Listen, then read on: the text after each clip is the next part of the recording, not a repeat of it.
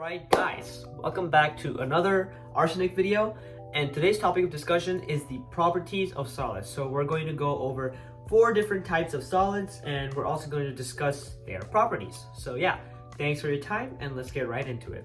So some of this stuff should be a review from previous units because I did briefly touch on it.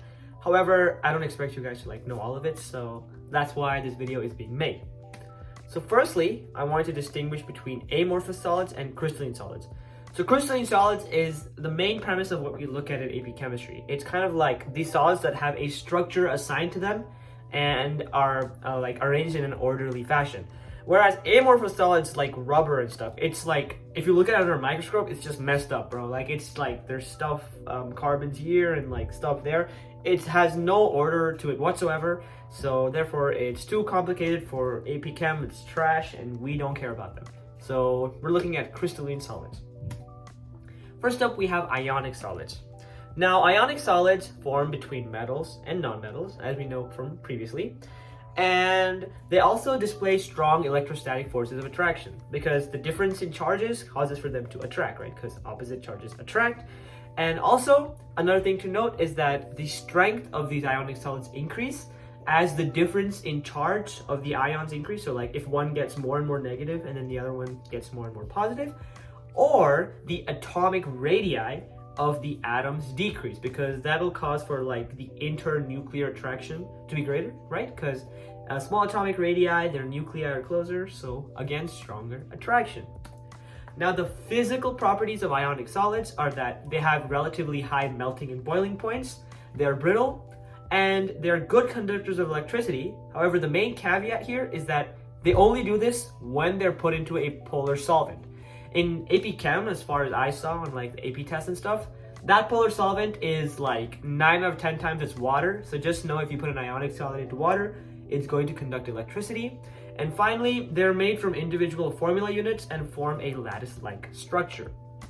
Now here we have the lattice here with alternating positive and negative charges. So that's what a lattice-like structure looks like. And a formula unit is one NaCl in that whole cube. So if you think about it, a crystal of salt, well, a small part of it, that one sodium chloride that goes to make that whole crystal is going to be one formula unit. So next up we have metallic solids. Now these are formed by metallic bonding between metals. And quickly I wanted to go over what alloys are. I covered them in a different video, but this is a quick review. And the 2 main types of alloys are interstitial and substitution. Oh wait, pause. An alloy is when you have at least one metal bond with another metal or non-metal, and there can be more than there can be 3 or 4, whatever, but at least one of them needs to be a metal. And whenever it bonds with something else, it creates an alloy. Sorry about that. So first up, we have interstitial alloys. And the defining characteristic here is that the atoms that are involved have very different atomic radii. So if you have one metal and one non-metal, hypothetically, an example of an interstitial alloy would be that metal has a very large ionic radii, and then the non-metal is this small. So that would create an interstitial alloy. And then substitutional alloys are atoms that have very similar atomic radii. So circling back to the example with the metal and the non-metal, they'll have similar atomic radii, so very close to each other. And that creates a substitutional alloy. Now, the general properties of metallic solids are that they have relatively high boiling and melting points again. Now, I can't really compare them to ionic solids, but in general, ionic solids do tend to have a higher boiling and melting point than metallic solids. Also, they are ductile, malleable, and they're good conductors of electricity in all states. So it's not just when they're put into water. And finally, they have a sea of electrons that is constantly moving around the atoms. Now, guys, I have said this before. If you use the term sea of electrons on the AP exam to describe a metallic solid, that AP tutor, no cap, is going to jump out of his chair and start dancing, okay? Because that is literally the textbook way to describe what's going on at the molecular level in a metallic solid. So with a pictorial representation, you just have the positively charged ions, and then you have the negative sea of electrons just moving about. So that's what it looks like on a molecular level. our next topic of discussion is molecular solids. And the best way to think about them is that they're like bottom of the barrel, like F tier solids, because they're held together by intermolecular forces. So they're kind of like Walmart solids because like the defining characteristic of a solid is that it's compact and strong, right? These guys are like hella weak because as we know, intramolecular forces, or the forces that hold together atoms in a molecule, are way stronger than intermolecular forces, which hold together separate molecules together. So off the bat, these guys are extremely weak, which is why they have low boiling and melting points. They're poor conductors of electricity and heat, brittle and hard, and then they can form large polymers, which I guess is kind of cool, but in the end, F tier solid, not that cool. And one thing to note is that some molecular solids can be stronger than others because sometimes they are held together by different intermolecular forces. So let's say we have solid A, which is held together by hydrogen bonding, dipole-dipole forces, and London dispersion forces, and then solid B, which is only held together by London dispersion forces. A is going to be way stronger than B, right? Because A has hydrogen bonding, which is a stronger IMF than LDFs alone.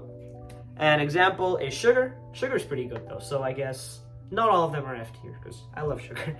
And finally, I wanted to let you guys know of this one random trend, which is that a surface area and boiling points are directly proportional to each other. So as you increase the surface area of any molecule, you increase its boiling point as well. That's a very random trend that came up on like FRQs and MCQs a couple of times, so I just wanted to let you know. And I guess if you're like trying to compare two types of the same solid and you're given no information except for surface area, that trend will come in clutch. So just know that. Finally, we have network covalent solids. These guys are the exact opposite of the last slide. These are A tier. They're the strongest out there, right? So they're formed when nonmetals bond covalently in a lattice. So they form like this organized lattice-like structure, which increases their integrity. And again, they're the strongest because they form using Vesper. Shout out Vesper. That's like unit 2, right? So you guys probably did Vesper. And as we know, Vesper bond angles are like really rigid and strict. You can't bend them at all unless you like change the whole molecule's like structure itself. So since Vesper are so rigid and strong, and Vesper hold together network covalent solids, they have very high melting and boiling point. Now, how do we identify a network covalent solid? And I really struggled with this for like quite a huge portion of the year until I like went up to my chem teacher and she gave me a really good tip, which was that if the solid you're looking at has a metalloid in the chemical formula, like 99.9% of the times, it's going to be a network covalent solid. Now, let's situate metalloids on the periodic table. It's these guys in like turquoise, so boron, silicon, germanium, arsenic. Hey, arsenic, that's me, shout out. Antimony and tellurium and astatine. So like this like snake zigzag kind of thing.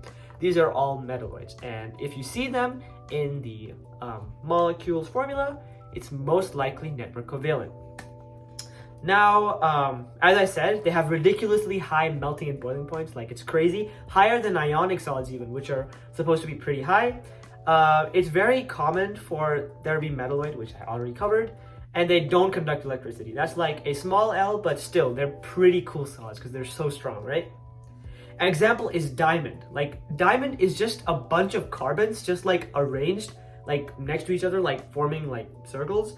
And it's basically impossible to like break diamond, right? And, like even those like diamonds, like jewelry and stuff that people wear, they're really rigid and strong. So yeah, diamond's a great example. And then we have graphite. Now, I did ask my teacher, the graphite on the lead of your pencil does not count.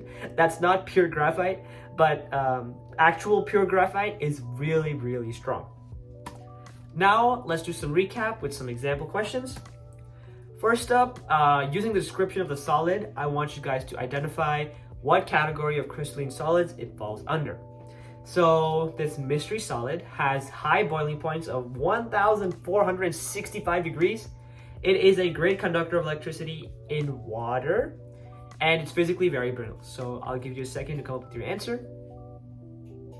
All right, if you guys said ionic solids, you are correct. Now let's dissect why that's right. So it has a very high boiling point, right? So off the bat, like molecular solids out the window, bro. Like they're trash. They have very low boiling points. They're gone. Metallic solids could be in the question, but it's on like the side of doubt because that's too high of a boiling point for metallic solids to have. So like, I guess they're kind of there, but if it were me, I would chuck them out the equation too. And we're just left with C and D. So they can either be ionic or never covalent solids because they both have very high boiling points. Next one is that it's a great conductor of electricity in water. Now that's a dead giveaway. It's got to be ionic solid because that is like one of the, if not the most defining characteristic of an ionic solid. Also, we know never covalent solids like don't conduct electricity at all, so that rules them out. And then they're physically very brittle. That goes on to reinforce our notion of it being an ionic solid. Finally, I have this question is, which of the following diagrams best depict metallic solids? Now, if you point out the diagram and then you use that phrase that I talked about on one of the slides, I give you an A+, bro, because you were actually listening. You're a real one. All right, I'll give you a second. All right, if you said D, then you are correct. Also, what's the phrase? Sea of electrons. Yeah, sea of electrons. Like, just like tattoo that into your brain, bro. Because if you do, I guarantee that you can like never go wrong in explaining a metallic solid. Anyway, let's come back and see why that's correct. And as I just said, you have the sea of electrons. Like, what else is there to watch? So you see that sea of electrons with the ions, and you know it's a metallic solid. Alright guys, thank you so much for watching my video. And if you did enjoy it, then why not leave a like and subscription down below. Also, if you have any questions, then don't feel afraid to approach me either via the comments or my email that I left down below. And yeah, thank you for your time and see you in the next one.